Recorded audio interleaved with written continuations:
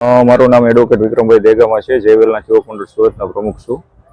આજે ભવ્ય શોભાયાત્રા કાઢવામાં આવશે, શું કહેશો? આજે અમારે સંત શ્રી વેલનાથ બાપુની પુણ્યતિથિ છે, તેમજ તેજસ્વી તારલાઓનું સન્માન સમારોહ રાખેલું છે. અમે દર વર્ષે અમે આ ભવ્ય શોભાયાત્રા કાઢતા જોઈએ છીએ. આ શોભાયાત્રામાં કેટલા લોકો જોડાયા? આ શોભાયાત્રામાં કમસે કમ 5,000 જેટલું પબ્લિક જોડાયેલું છે. અત્યારે શોભાયાત્રા ક્યાંથી શરૂ થઈ હતી, ક્યાં પૂર્ણ થઈ?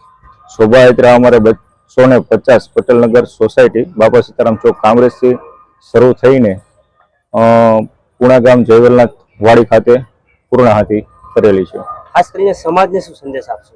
ખાસ કરીને સમાજના જે યુવાન મિત્રો છે તે શિક્ષણ પ્રત્યે આગળ વધે એના માટે થઈને અમે આજે તેજસ્વી ઇનામ વિતરણ સમારોહ રાખેલો છે.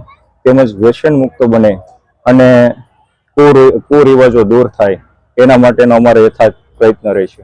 મુખ્ય મહેમાન તરીકે કોણ ઉપસ્થિત રહ્યા?